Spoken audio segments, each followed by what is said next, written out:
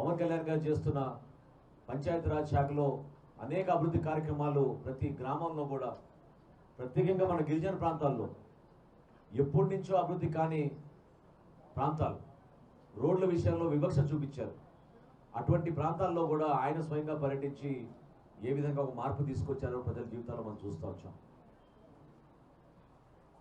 మా శాసనసభ్యులు మేమందరం కూడా పవన్ కళ్యాణ్ గారి నాయకత్వంలో మనం జరిగిన శాసనసభ సమావేశాల్లో ఖచ్చితంగా జనసేన పార్టీ 21 నియోజకవర్గాల్లో కూడా ఒక అంకిత భావంతో అభివృద్ధి సంక్షేమం రెండు కూడా